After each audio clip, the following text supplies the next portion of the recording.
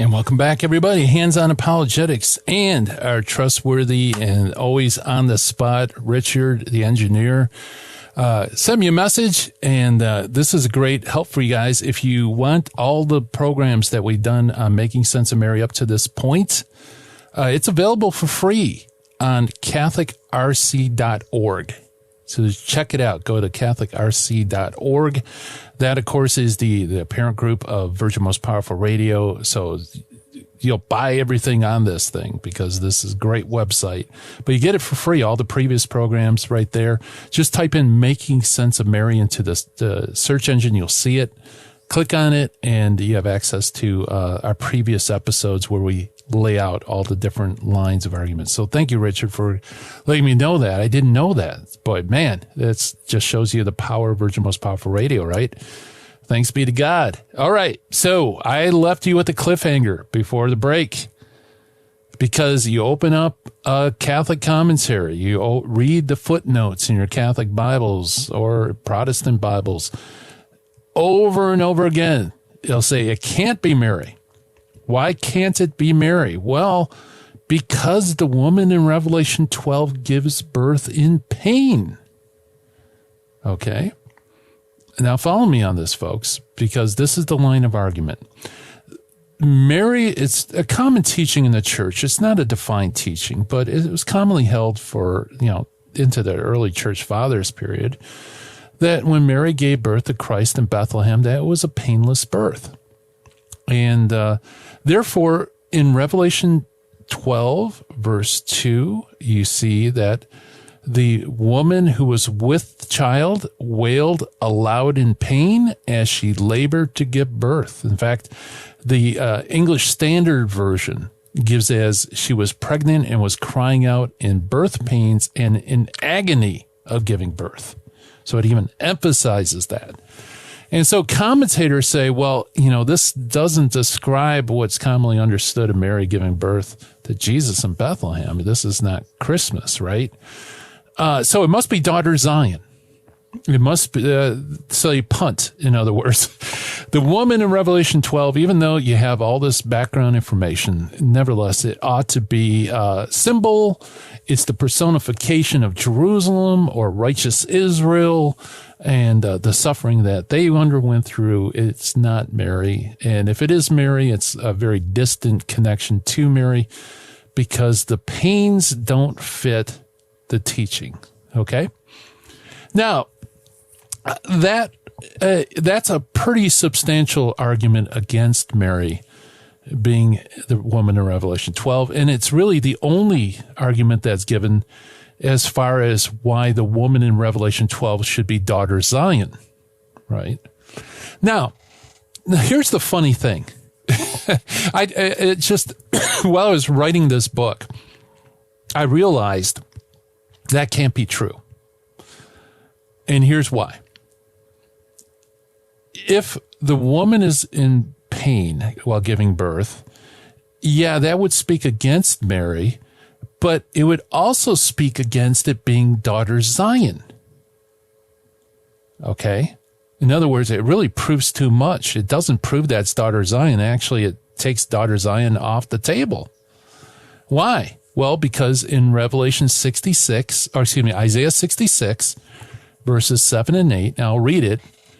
This is what's said of daughter Zion. Before she comes to labor, she gives birth. Before the pains come upon her, she safely delivers a male child. Who has ever heard of such a thing or saw the like? Can a country be brought forth in one day or a nation be born in a single moment? Yet Zion, daughter Zion, is scarcely in labor when she gives birth to her children, unquote. So you see here, this is referring to daughter Zion, and guess what? Daughter Zion doesn't give birth in pain either, okay? In fact, the belief that Mary gave birth without labor pains in Bethlehem, that's actually based on connecting her, Mary, with Isaiah 66, 7, 8, daughter Zion, right? So if it's not true for one, it's not true for the other. If it rules out Mary, it rules out the passage about Mary which is daughter Zion. So now what are you left with? Right? Doesn't make sense, does it? So what do you do with this? Well, I think they misunderstand something that's going on here. Is that really none of the options fit. It can't be the New Testament church being symbolized by the woman, for the simple fact that the New Testament church, Jesus makes the New Testament church. The New Testament doesn't make Jesus, right? He's the one that establishes the new covenant. So that can't be the woman, and it can't be the Old Testament church for a number of reasons. So how in the world, does all this figure in? Well, the solution, folks, and hopefully I won't lose you on this. Again, Making Sense of Mary, my book, I actually give you a chart and a diagram and everything to figure this out. But the whole dealio is the dual maternity thing, right? When you're reading Revelation 12 and you hear about this woman who's about to give birth to a male child, your thought goes to Christmas, right? Your thought goes to the nativity, the virgin birth. But as we mentioned, Jesus is both head and body. Okay. So Mary becomes a mother twice, like I mentioned, once in Bethlehem, another time at the foot of the cross. Now, Christ's birth in Bethlehem was painless, as prophesied in Isaiah 66, 7 through 8. But what about the birth of the church? Or what about Mary's second maternal moment at the foot of the cross? That was not painless. And in fact, there's a beautiful quotation. I wonder if I have it here. No, I don't. By John Damascene. Oh boy, I don't have this. It's a beautiful quotation, basically, where he says that the labor pains that Mary avoided because in her birth in Bethlehem, she received spiritually at the foot of the cross. And in fact, Simeon, if you remember, talks about how Jesus would be a sign that would be contradicted. And then immediately he goes to speak to Jesus' mother, Mary, and says, "And your own soul a sword will pierce, so that the thoughts of many hearts will be revealed." That points to the cross. That points to a kind of spiritual suffering that occurs at the foot of the cross. So maybe the agony that the woman is experiencing in Revelation 12, maybe that's not physical agony.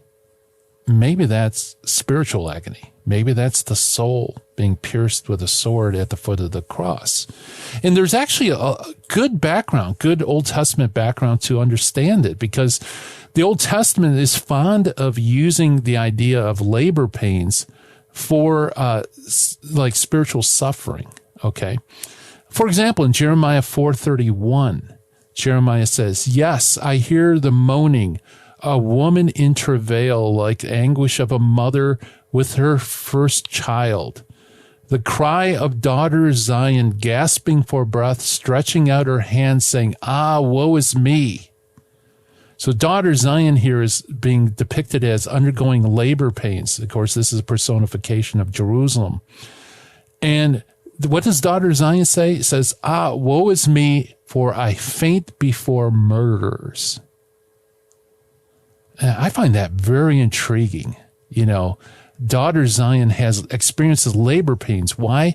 Because she's seeing murderers, who will murder the Jews in Jerusalem. Okay. And by the way, Jesus also speaks of labor pains in John 16:21. Whenever a woman is in labor and she's in pain because her hour has come, which, by the way, in John is always the passion and crucifixion.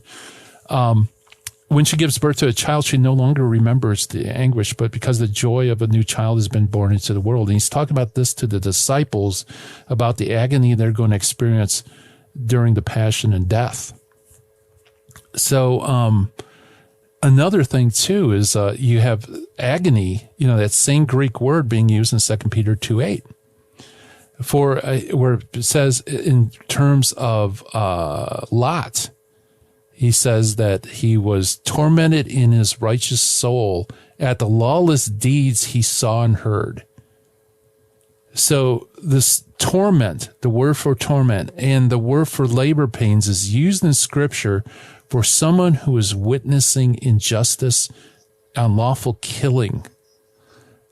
Does that not describe Mary, who is watching her own son being crucified?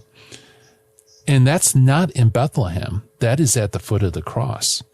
And indeed, when you look at Revelation 12, you get that impression that, boy, the male child suddenly, it jumps to the ascension, She gives birth, and then all of a sudden he ascends to the throne. What's going on there? Well, maybe it's because it's talking about Christ's enthronement on the cross and ultimately his exaltation into heaven.